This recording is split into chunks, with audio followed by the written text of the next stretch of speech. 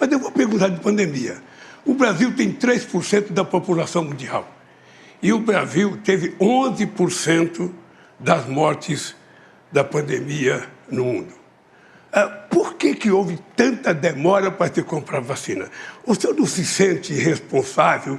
O senhor não carrega nas costas um pouco do sofrimento dos brasileiros de ser responsável pelo menos por 400 mil mortes nesse país?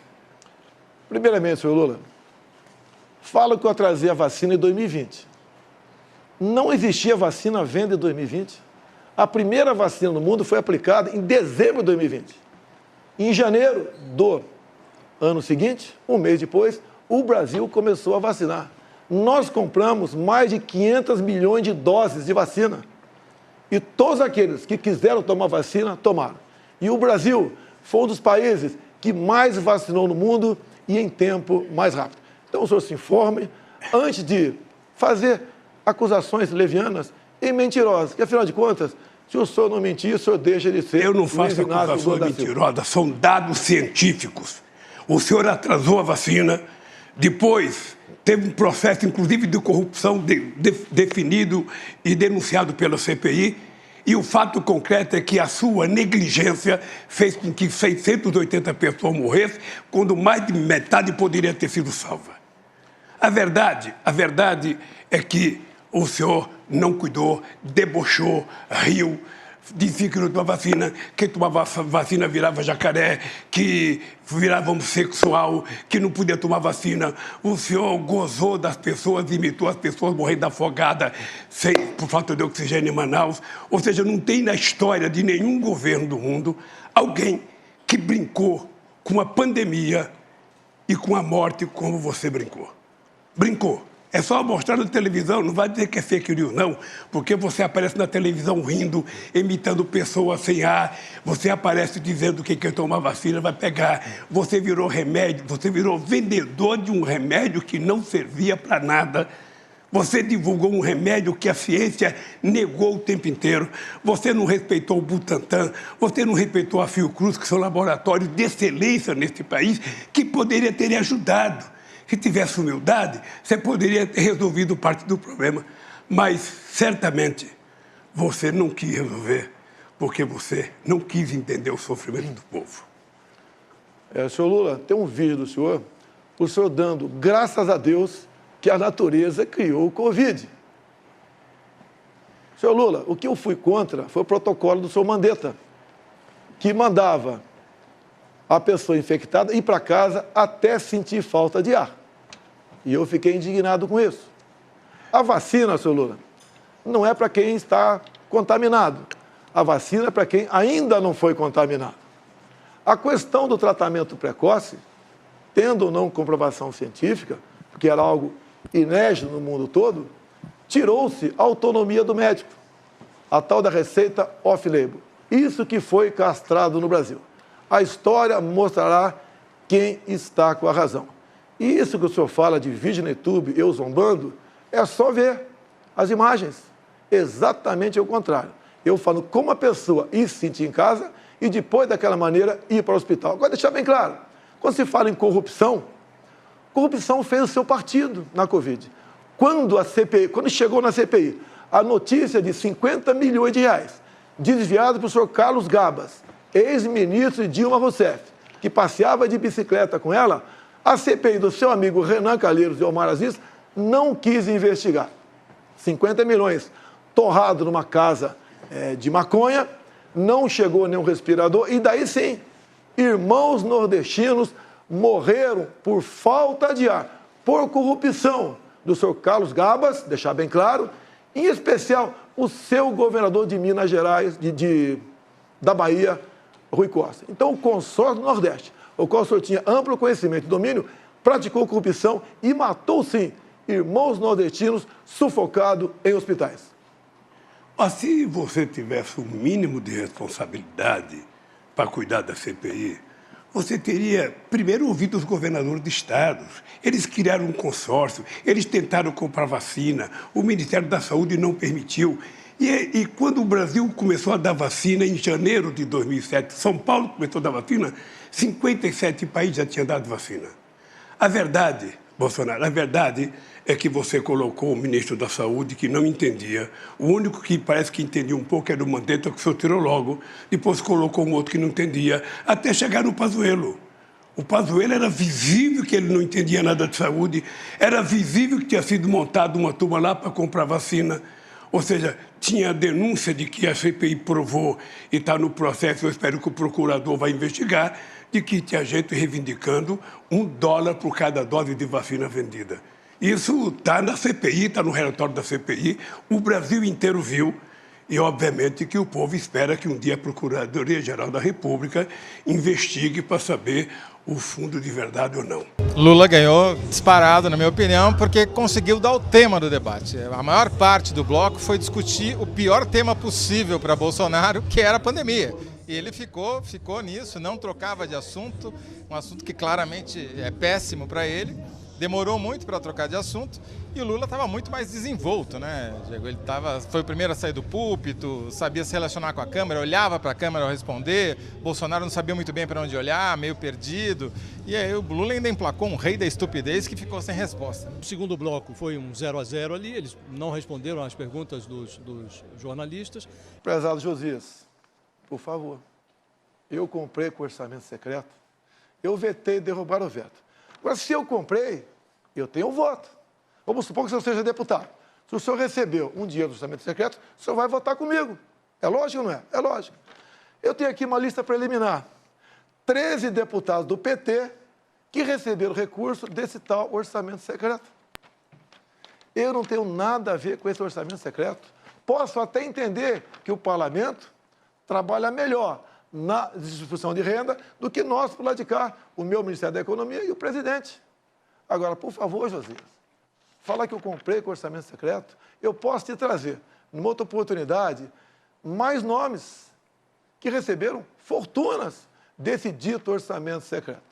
Então, se eu tivesse esse poder, primeiro que eu tenho caráter, não faria isso. E só para controle. Esse orçamento foi criado por Rodrigo Maia, sabidamente uma pessoa queria tirar poder de mim. Eu queria, na verdade, José, que fosse verdade, que o orçamento estivesse nas minhas mãos. Eu faria melhor uso dele, pode ter certeza disso. Como o Tarcísio tem feito nas suas obras, o Rogério Marinho, entre outros. Agora, por favor, José, você é jornalista, você é uma pessoa inteligente. Eu jamais daria dinheiro para essa turma toda aqui se não estivesse votando comigo, né? Se bem que eu nunca comprei voto de ninguém. Por favor, candidato Lula, 1 minuto e meio. Josias, a primeira coisa que você tem que aprender é que um presidente da República, quando ele é eleito, ele vai governar e lidar com o Congresso que foi eleito. E quem elegeu o Congresso foi o povo brasileiro. Se os deputados são bons ou não, o povo brasileiro tem responsabilidade por quem indicou. E é com quem tem mandato que o governo se relaciona. O suplente não vale, os que ficaram em segundo lugar não vale. É exatamente com as pessoas que foram eleitas. Isso vale para todos os presidentes da República. Vale para você se fosse eleito presidente. Eu vou tentar confrontar essa história do orçamento secreto.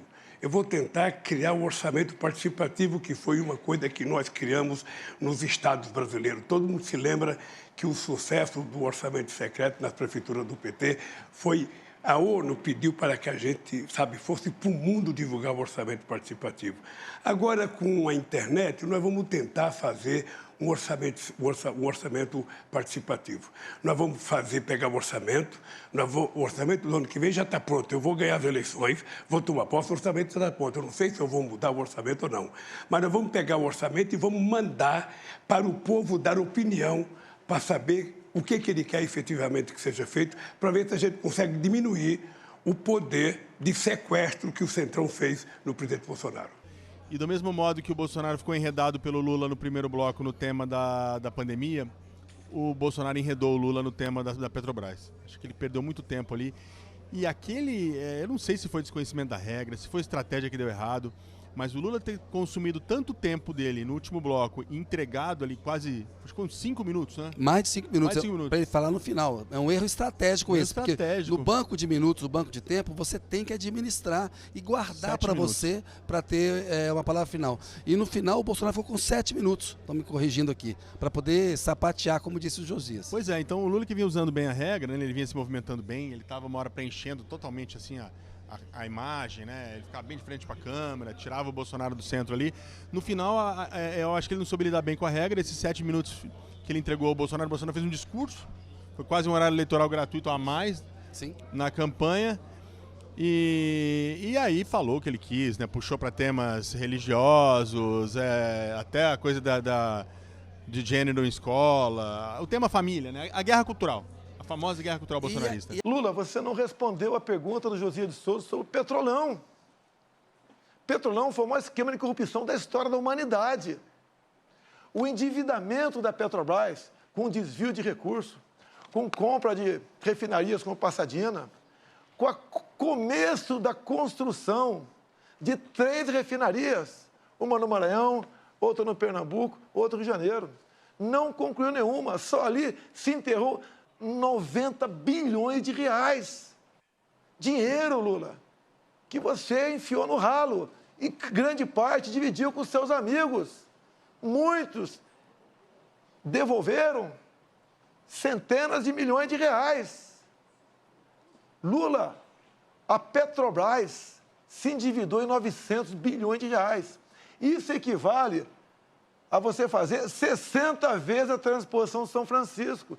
Lula, responda sobre o Petrolão. Eu vou responder sobre a Petrobras e vou dizer uma coisa para você. A Petrobras tinha uma dívida de 300 milhões e essa dívida foi feita porque a Petrobras precisava tirar o pré-sal de 7 mil metros de profundidade que vocês não acreditavam. E muita gente nesse país dizia que era impossível tirar o petróleo de 7 mil metros de profundidade. E nós conseguimos tirar, e hoje o barril de petróleo colocado em terra é quase que o mesmo preço do barril de petróleo da Arábia Saudita.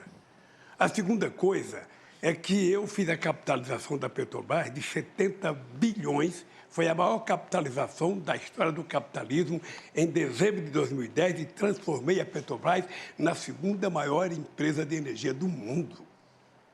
E isso permitiu que a gente ficasse autossuficiente. O que acontece é que nós decidimos fazer refinaria, sim. O polo petroquímico de Itaboraí, no Rio de Janeiro, que foi parado. Nós decidimos fazer a refinaria no Maranhão, uma refinaria no Ceará.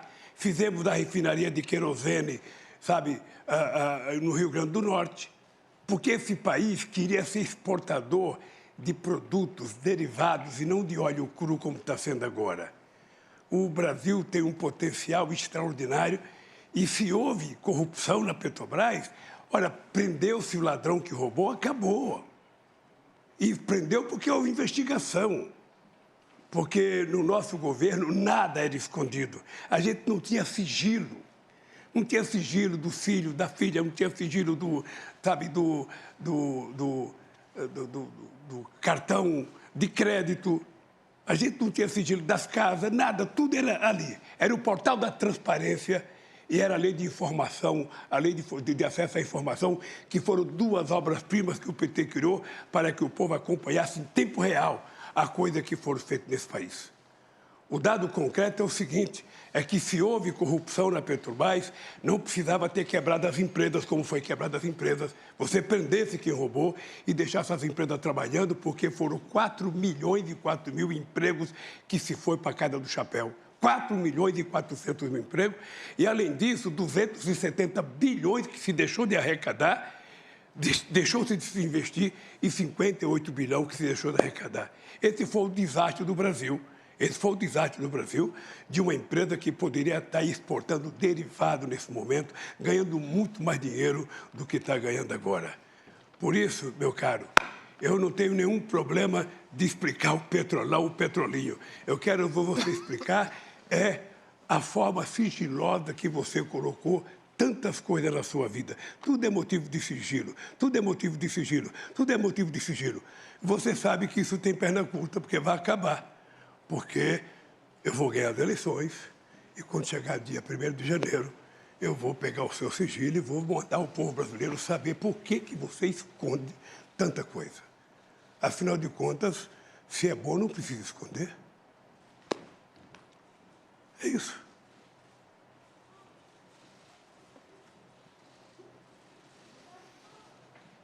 Estou à sua disposição. Aliás... Fica aqui, Lula, fica aqui. Aliás, deixa eu lhe falar uma coisa. Fica aqui. Deixa eu falar uma coisa para você. Sabe o que eu fiquei sabendo agora? Sabe o que eu fiquei sabendo agora? Candidatos. Que todo o discurso seu no Congresso Nacional era falando bem de mim, quando era deputado e eu era presidente. Lula. Me ligaram, disseram que você era um puxa-saco meu que não tinha precedente na história. Porque você sabe que eu cuidei do Exército, que quando eu cheguei não tinha sequer coturno, o soldado era liberado às 11 horas porque não tinha dinheiro para o rancho, você sabe que a Marinha não tinha quase mais navio, você sabe que a Aeronáutica não tinha avião, e você sabe que eu cuidei das Forças Armadas com carinho que nem você cuidou das Forças Armadas como eu cuidei, porque eu quero uma Forças Armadas preparada, competentemente armada para defender a soberania brasileira contra possíveis inimigos externos. É isso que eu quero para esse país. Fica aí, Lula. Tá? Lula, se respeitasse as Forças Armadas, você botaria gente competente para ser ministro da Defesa, e não companheiros lá para dentro. Petrobras, Lula, o endividamento foi 900 bilhões. Você começou a fazer 3 refinarias, não concluiu nenhuma. Vocês compraram uma passadina lá fora, uma sucata. Você entregou para Evo Morales, da Bolívia, 2 refinarias nossas, Lula. Pare de mentir. Por que você Pare mente de mentir. descaradamente? Eu estou falando. É mentira sua. Ah, é mentira? É mentira sua. Mentira. Mentira minha? Mentira. Você não entregou Olha ali para aquela câmara que você deve estar com seus filhos ouvindo você e repita. Os meus filhos me Porque é acompanham, mentira. os seus não. Você, Os meus aliás, filhos você me não sabe fazer acompanham, outra os coisa a não seus ser mentir, Candidatos, Bolsonaro. quando os dois falam, o espectador não consegue entender o que se fala. Itaboraí virou uma cidade fantasma lá no Rio de Janeiro. Estamos começando a recuperar tudo isso aí. Um escândalo sem tamanho. Olha aqui, Lula. Os delatores devolveram 6 bilhões de reais. 1 bi de dólares foi para os Estados Unidos, para a Bolsa, que foi prejudicada pela interferência nos preços. Olha aqui, Lula, as empresas que roubaram a Petrobras. Odebrecht devolveu 2,7 bi, SBM 1,3, Andrade Gutierrez 1,4, Braskem 2,8 bilhões, Camargo Correia 1,4 bilhão, OAS 1,9 bilhão, e assim vai. 16 bilhões de reais que as empresas devolveram, somado com 6 bi dos delatores, mais outros quase 6 bi para os Estados Unidos. Só o que foi contabilizado e achado, esses ladrões devolveram 30 bilhões de reais, fora o que não foi achado. Você vem falar que não houve roubalheira? Que você trabalhou para o bem da Petrobras? Não dá nem para discutir. Eu não disse que não houve roubalheira, porque as pessoas se confessaram. Quando o cara confessa o crime, é porque ele cometeu um crime. As pessoas foram lá e delataram. Que houve roubo na Petrobras, pode ter havido. O que eu quero dizer é que para você combater a corrupção, você não precisava quebrar as empresas. Você não precisava fechar as empresas. Na Coreia não fecharam a Samsung, na Alemanha não fecharam a Volkswagen, na França não fecharam a Alstom, ou seja, prendeu-se o dono da empresa e os trabalhadores continuaram trabalhando, a empresa continuou produzindo e as coisas aconteceram. Você sabe que o polo petroquímico de Itaboraí estava 85% pronto. Estava 85% pronto. O maior polo petroquímico que esse país podia ter. Está parado. Está parado. Porque se levantou muita denúncia, não se provou metade da denúncia e está lá o polo petroquímico ferrujando, quem sabe, para ser privatizado a troco de banana, como foi feito com o gasoduto brasileiro. Que Lula, sabe por que houve roubo? Lula, você sabe por que houve roubalheira na Petrobras, Lula? Porque você entregou para partidos políticos, diretorias da Petrobras. Você fez um leilão em troca de apoio dentro do parlamento. Não minta. Você botava... Não minta que é feio. Candidato Lula, respeita, ele está falando... Com grupos partidários. E o pessoal entrava para saquear. E você, com os votos caindo para aprovar suas propostas lá dentro, você se refestelava. Olha o BNDES, Lula. Fala do BNDES. Por que que a Venezuela tem metrô e Belo Horizonte não tem metrô? Você entregou 1 bilhão e 60 milhões de dólares para o seu amigo Chávez e Maduro, fizeram o metrô lá fora, deram um cano no Brasil e não tem metrô aqui no Brasil. E parte dessa grana teria voltado para cá ou foi tudo para obra? Não foi tudo para obra. Lula, você tem muito a falar sobre corrupção. Não culpe os procuradores da Lava Jato, os juízes. A responsabilidade pela corrupção no Brasil foi tua. Os números estão aí. O candidato Lula pediu o direito de resposta, a comissão vai analisar. O direito de resposta é para dizer o seguinte: o Bolsonaro, ele continua sendo um mentiroso costumaço. Ele sabe que os diretores da Petrobras, inclusive um dos seus chefes da Casa Civil, é do partido que era o diretor da Petrobras, e esse diretor tinha 33 anos de Petrobras. Não era um dia, era 33 anos da Petrobras. Ele foi indicado por competência. Ele foi indicado por competência. Ele já está morto, não dá nem para ficar falando muito dele. Então, o que é importante dizer claramente é o seguinte: as pessoas que foram indicadas pela Petrobras foram indicadas pelo Conselho, porque você sabe que você indica um diretor da Petrobras para o Conselho da Petrobras é quem indica o Conselho. Eu, na verdade, Bolsonaro, eu gostaria de que você, quando viesse aqui na Câmara, você explicasse por que faz 4 anos que você não dá um aumento real para o salário mínimo. São 36 milhões de aposentados, dos quais 36 milhões que ganham salário mínimo, dos quais 22 milhões de aposentados que estão há 4 anos sem receber aumento real. No meu governo, receberam 74% de aumento real. É por isso que a economia cresceu. Você sabe quanto que a economia crescia no meu governo? Ela crescia em média 4%. Sabe quanto está crescendo no seu? Menos que 2%. Ou seja, crescia, e o Brasil, quando eu deixei a presidência, estava crescendo 7,5%. Eu vou lhe dar um dado para você pesquisar.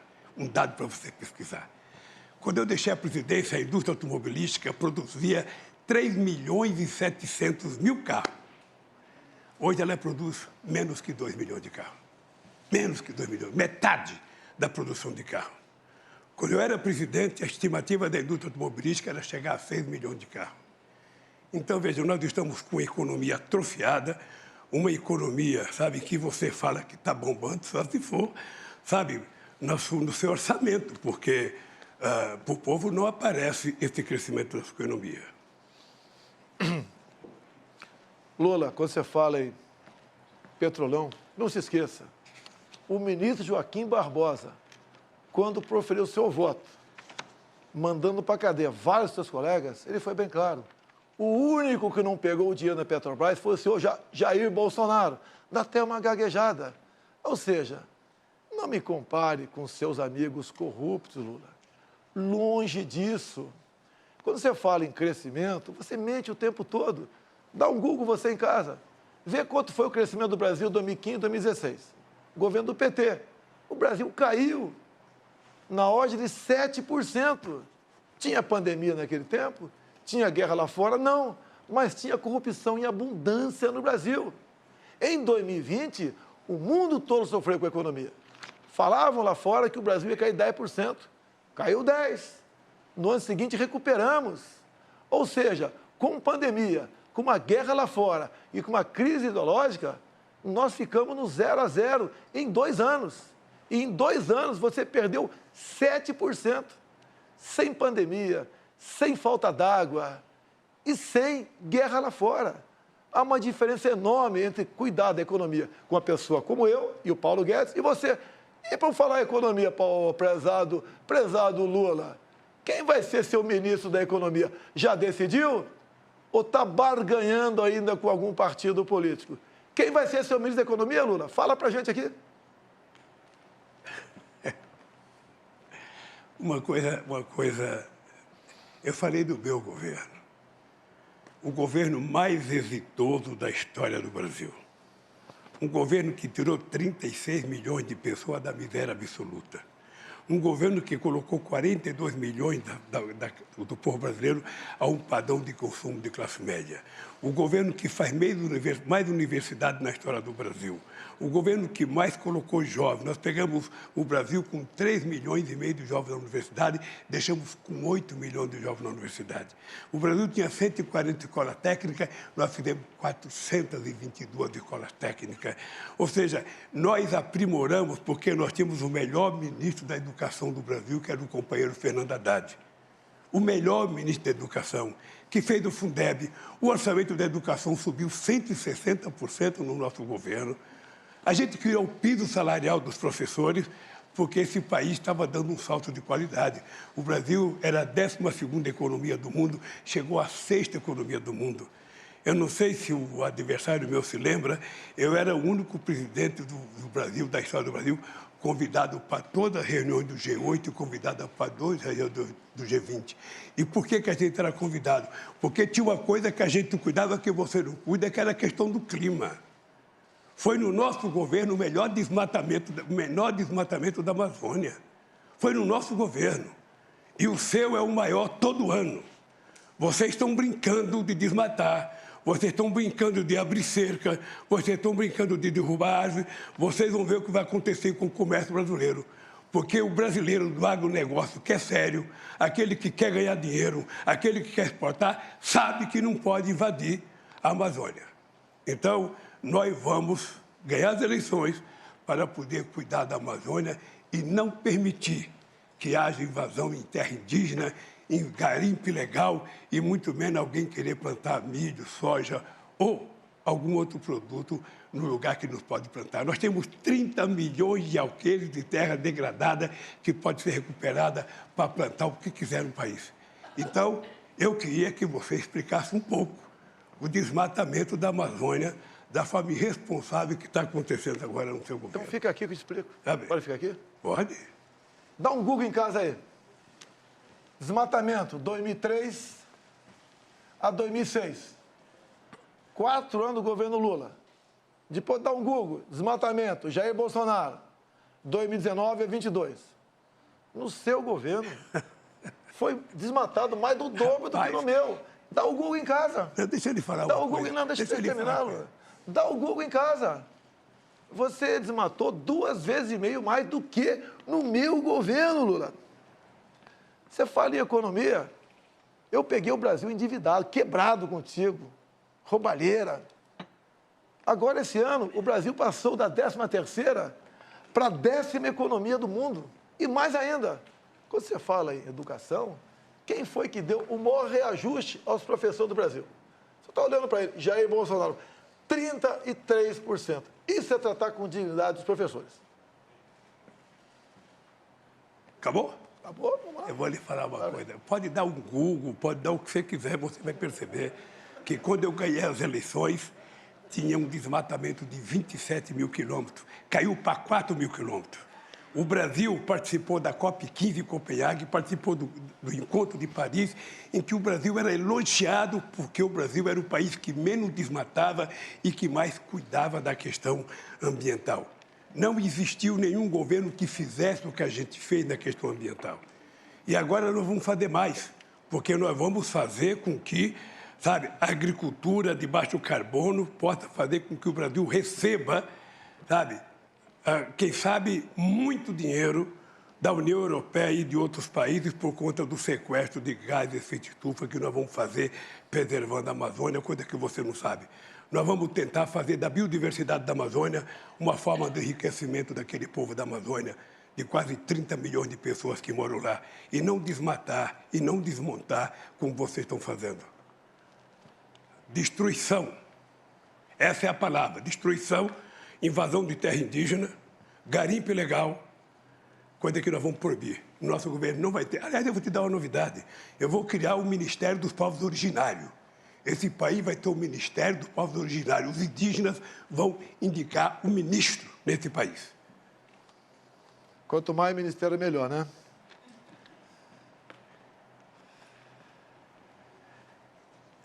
Lula, tu acabou de dizer, há poucas semanas, que é dividir a biodiversidade da Amazônia com o mundo.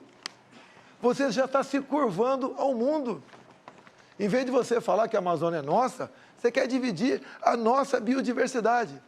Você só consegue manter em pé as suas mentiras se você botar um plano de governo teu, que todo mundo já sabe.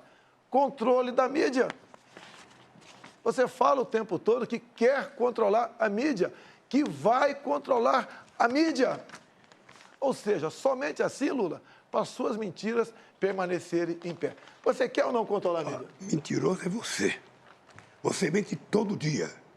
Você mente e desmente, mente e desmente. Você foi obrigado a acordar 1h da manhã hoje para fazer uma live por causa da mentira que você tinha que contar ao povo brasileiro. Você sabe disso. Você devia ter deitado com a consciência muito pesada com o que você fez. Muito pesada. Porque levantar 1h da manhã para fazer uma live, eu não disse aquilo, eu não fiz aquilo. Quem te conhece sabe o que você fez.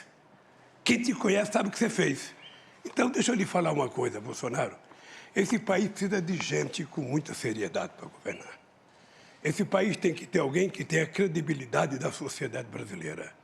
Esse país tem que ter alguém que garanta estabilidade nesse país. E esse país precisa ter alguém que tenha previsibilidade.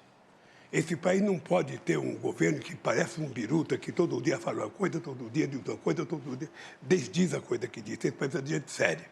E é por isso que nós vamos trazer o que você não conseguiu trazer. Nenhum país te convida para ir lá e ninguém quer vir aqui, pois eu vou voltar a abrir esse país para o mundo. O que nós vamos fazer é fazer a da Amazônia, nós vamos fazer acordos para pesquisar a riqueza da biodiversidade da Amazônia em bem do povo brasileiro e em bem da humanidade. Porque nós precisamos compartilhar o conhecimento científico com outros países para que a gente possa explorar corretamente a Amazônia. Então, Bolsonaro, você sabe o que nós fizemos. Você, sinceramente, sabe que você colocou um ministro que desmatava tudo e dizia que era para abrir a cancela para entrar boiada. Você não teve o menor respeito pela Amazônia, o menor respeito. Ou seja, para você o que vale é os caras quebrar, desmatar, invadir, plantar. Sabe? O homem de negócio sério não invade. Eu digo para vocês, o verdadeiro o homem do agronegócio não invade. Quem invade é bandido. Quem invade está transgredindo a lei e isso vai acabar. Isso vai acabar.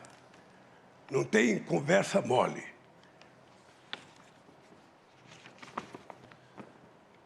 Em 14 anos, Quem é você? Você não fez nada.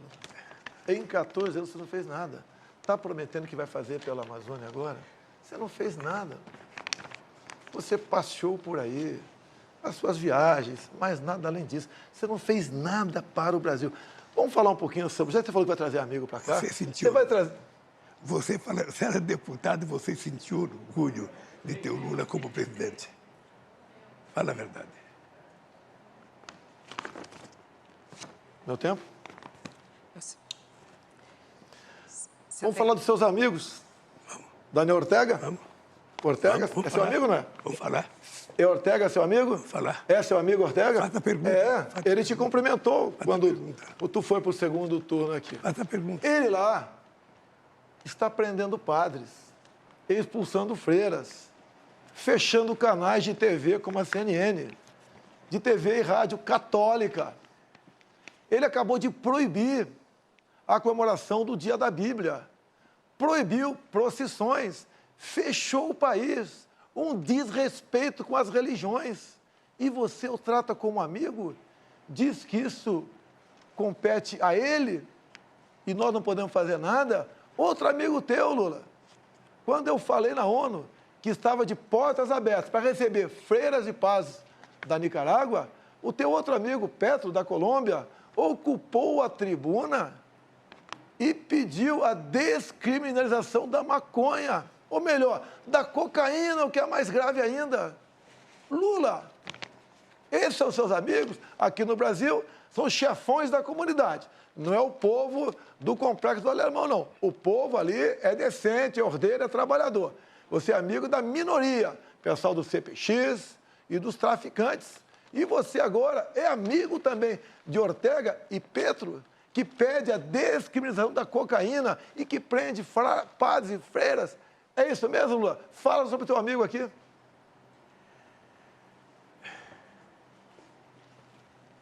Eu senti muito orgulho de, no dia 19 de julho de 1980, e participar da comemoração do aniversário da Revolução Sandinista, que derrubaram um ditador chamado Somoza de 30 anos. Agora, o regime político da Nicarágua é uma coisa que depende deles, e o Daniel Ortega sabe, você sabe, o Chávez sabe, todo mundo sabe, que se eu quisesse acreditar em mandato perpétuo, eu teria aceito o terceiro mandato quando me propuseram.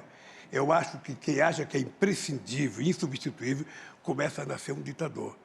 Então, se o Daniel Ortega está errando o povo da Nicarágua, que puna o Daniel Ortega. Se o Maduro está errando o povo, que puna.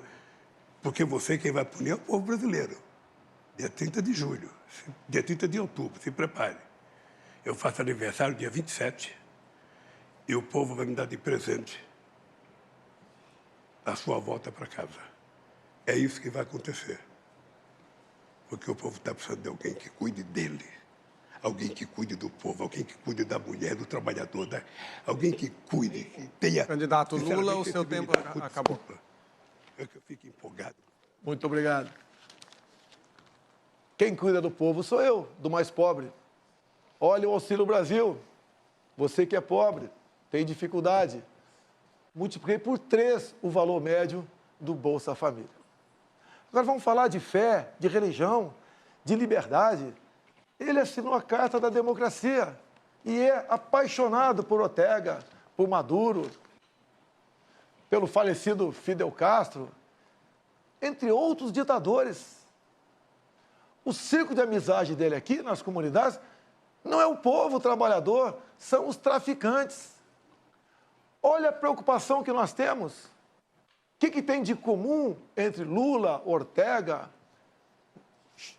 Chávez falecido, Maduro, Evo Morales, Fernandes da Argentina, Petro da Colômbia? São do Foro de São Paulo, são todos amigos. Olhem para onde estão indo esses países. A Venezuela, o Lula fez campanha para o Chávez lá atrás e para Maduro também. Até chegou a falar certa vez, pode faltar tudo na Venezuela, menos democracia. Olhe como é que está o povo da Venezuela, o país mais rico do mundo em petróleo, cujo povo vive numa pobreza abaixo dos nossos irmãos do Haiti.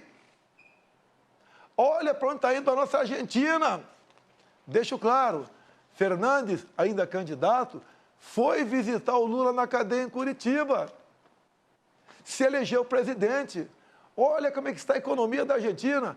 40% do povo da Argentina está na linha da pobreza. Já reviram lixões para sobreviver. É isso que nós queremos para o Brasil? Botar umas pessoas como essa, sem qualquer qualificação intelectual ou moral, para administrar nosso país? Ele quer voltar à cena do crime, o seu Geraldo Alckmin. O povo não vai deixar isso acontecer. Esse nosso povo respira liberdade. Lula, durante a pandemia, fecharam igrejas. Muitos governadores do teu partido, você não falou nada. Igreja não se fecha nem em tempo de guerra.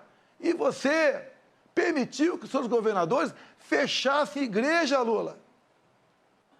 Que respeito você tem para com as religiões? Nenhum. Lula, vá lá para Roraima, ver o povo venezuelano fugindo para cá. Homens e mulheres chegando, pesando 15 quilos abaixo. Não chega nem um cão ou gato com essas 600 pessoas todo dia. Sabe por quê, Lula? E os seus animais foram comidos na Venezuela. Pobreza e miséria. O único que vive muito bem lá, um dos raros, é o próprio Maduro. Mais ninguém. Vejam vocês relatos de venezuelanos. Por que chegaram a esse ponto? Acreditaram nas mentiras, nas propostas mirabolantes. Vou te dar carne e cerveja. Se você estava tão preocupado com o pobre assim, como disse que está, Lula, por que o Bolsa Família começava com R$ 42 por mês para uma família? Média R$ 190. Se o Brasil está tão bem na economia, como você disse que estava, por que tu não pagou? Um Bolsa Família melhor, digno do povo brasileiro. Eu tripliquei esse valor, achando recurso no orçamento, mesmo sendo o primeiro presidente que pegou o teto de gastos, negociando com o parlamento, contra o PT.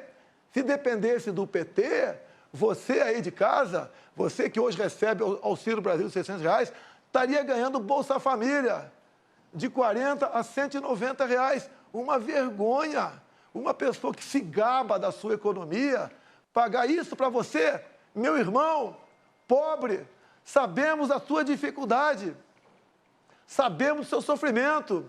Sei que você levanta de madrugada para ir trabalhar. E repito aqui, por que só poucas cidades brasileiras, capitais, têm metrô? E na Venezuela tem com dinheiro nosso. Por que nas outras capitais não tem? Esse cara manda dinheiro para fora, porque parte volta para o bolso deles, da turma dele. Lá fora, Cuba, Venezuela, não tem TCU, não tem CGU, não tem fiscalização de nada. Vivíamos, como disse Gilmar Mendes há pouco tempo atrás, numa cleptocracia. Um país governado por ladrões. Quem disse foi o Gilmar Mendes. E também Barroso disse semelhante. Roubaram tudo o que quiseram. Diz Barroso. Tem prova, contraprova, dinheiro, conta bancária. Lula, você devia ficar em casa, Lula. Ficar em casa, curtindo a vida e não querendo voltar à cena do crime. Lula, tu é uma vergonha nacional. Qual